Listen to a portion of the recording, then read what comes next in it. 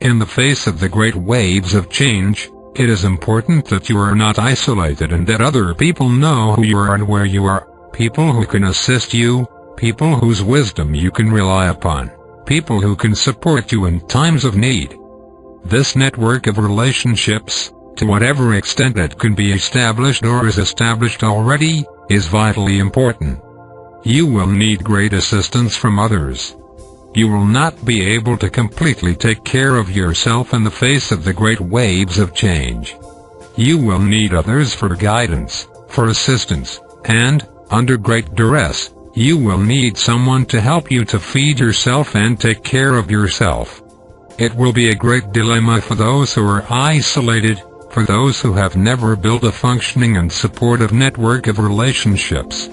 It is unwise to live far away from the cities, where provisions can be provided and where you can gain access to the very fundamental things that you will need. If you are far away from the cities and are not closely engaged with your neighbors, you will be isolated and on your own.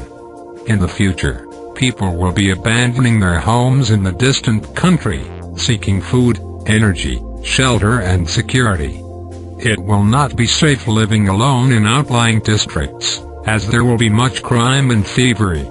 This will be due to the fact that there will be many people out of work, desperately seeking for anything that they can use or sell. For someone living alone in the country, they will be very vulnerable, and law enforcement will not be sufficient to protect them, for the needs of rural communities will be so immense that law enforcement will be overwhelmed. That is why your preparation for the great waves must begin far in advance of extreme or difficult situations. If you wait, if you hold yourself back from your preparation, if you wait until there is agreement and consensus, then you will have very few options. You will have very few options and very few choices. Here, as has been the case throughout human history, your strength will lie in knowledge within you and within your primary relationships and community, to whatever extent they have been established. That is why now is the time to begin to share the reality of the great waves with those people whom you know, with your friends and your relatives, even with your neighbors. Perhaps only a few of them will be able to respond, but nonetheless you are building your own social security for the future, for there will be very little social security from your governments. Your situation then has to be completely reevaluated, and that is part of the deep evaluation that will be required. You will have to figure out how to find a way to get to your neighbors, your friends and your allies, particularly if you live in a rural area where the distances can be great. Rural living will become very hazardous unless you have established a high degree of self-sufficiency. But that is very difficult to achieve and can only be prolonged for a certain period of time.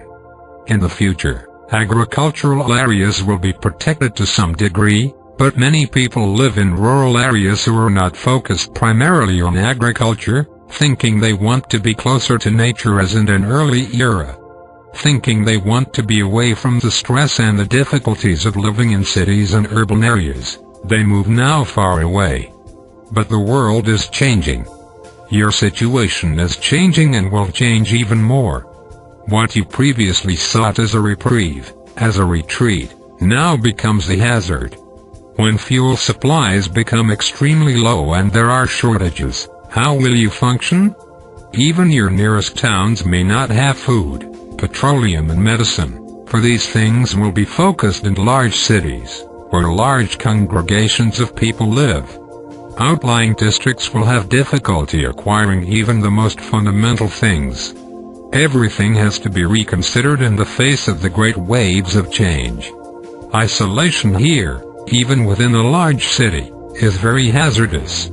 And this is particularly true for single mothers. It is particularly true for the elderly.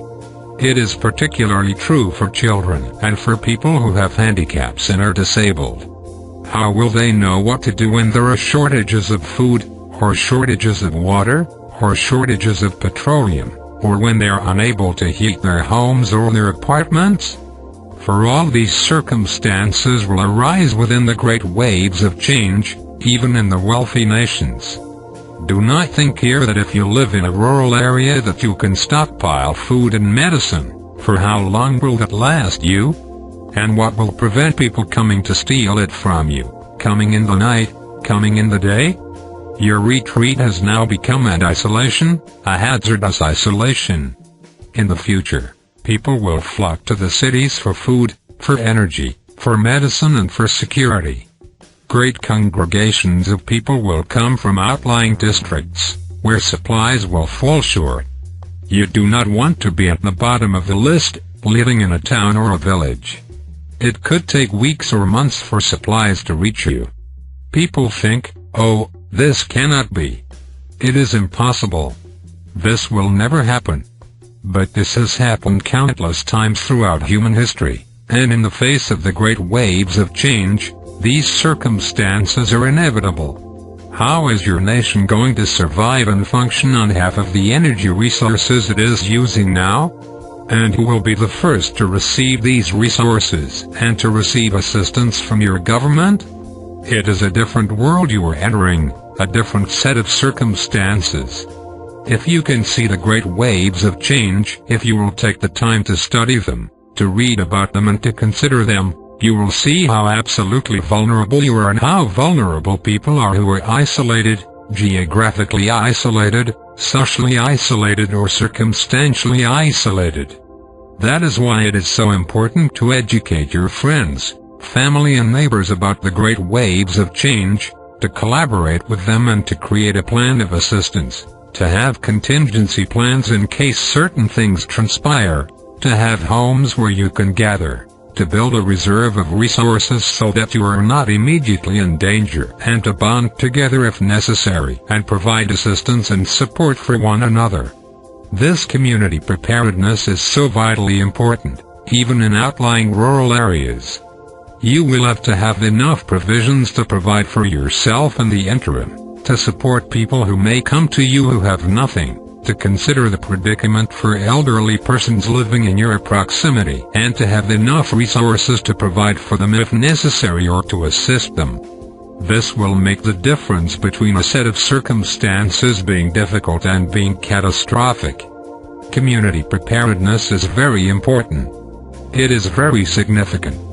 That is why this book has provided recommendations for preparing for the great waves of change. These are beginning steps.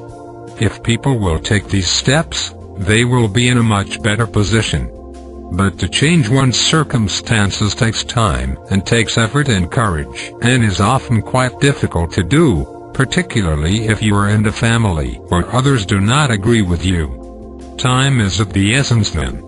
You need this time to consider where you live, how you can get about, where you will be able to provision yourself, where those provisions might be, and to build a network of support with your friends, family and neighbors who are living in your proximity. This will give you time to relieve yourself of unnecessary possessions, activities or obligations that are draining your energy away from this primary focus and emphasis. If there are shortages of fuel, what will you do? This is a particularly serious problem for people living in outlying rural areas or far away from distribution centers. They will be the last to receive whatever provisions can be provided. How are they going to function in their homes, on their farms and in their personal retreats? And how long will they be able to last, even if they have set aside resources and provisions? Even the recommendations given in this book emphasize that stockpiling resources and provisions is only a short-term emphasis. It is only to enable you to pass through shocks or difficult periods. They are not permanent solutions. It is very important, then, that you begin to face the great waves of change and to share this message with others and to honestly discuss with them, if they are open to it, ways that you can be of future assistance to one another if necessary. As you can see through reading the words in this book, what a great and significant thing this really is, how quickly people's circumstances can change, how little it would take to throw your situation into enormous jeopardy, and how utterly reliant you are upon resources coming from afar, resources that you take for granted, resources that you never question. What would happen if they were no longer available to you? You must think of these things now, not emotionally, but reasonably, considering your advantages and disadvantages based upon where you live, how you live and how you travel about. What assets do you have? What are your liabilities? What is the strength of your position? Do you need to change your living circumstances radically in the face of the great waves of change? If so, you will need to do this fairly quickly because these things take time, and time is what you do not have a lot of. If there are shortages of fuel, or if the price of everything escalates beyond what you can afford, what will you do then? Complain? Cry? Break down? Have a tantrum? Having never thought of these things before, the shock will be overwhelming to you, and you will have few choices in what to do. That is why the wise are always considering what is coming over the horizon. They are always looking and watching. They are not afraid and not terrified, but cautious. For all the people who are sensing great change in the world, and there are many of you who are experiencing this even now, it is important to look at what the change might be and how you will need to prepare yourself for it, given whatever resources that you have. Here you cannot rely upon governments or political parties or technological innovations, for these alone will not be sufficient to protect the people of your nation, the people of your city, the people of your town or village, from the great impacts of the great waves of change. Because the climate will be changing, there will be a tremendous loss of food productivity in the world. And because fuel supplies will become more expensive and difficult to get, it will be harder for large farms to produce enough food. Food will be a major emphasis, as it is already in the poorer nations. But even in the wealthy nations, food will be a major priority, not simply the price of food, but the availability of food. That is why you maintain a provision to last you at least a month, so you have time to consider what you must do next and not simply be thrown into panic or desperation. If you can begin to prepare, you will gain confidence. If you do nothing, you will lose heart. You will be defeated before the trials have even appeared, before the difficulties have even really reached you. Some people will capitulate even at the idea that they must reconsider their lives and prepare for the great waves of change.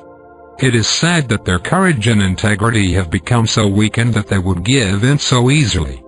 Their plight will be extreme.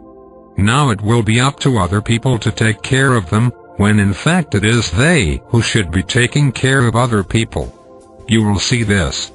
You will see all the demonstrations of human ignorance, human denial, human folly and human fantasy in the face of the great waves of change. Everything will become amplified. If someone was being foolish before, they will likely be more foolish now. If someone was living on a set of weak assumptions, they will assert those assumptions even more strongly now.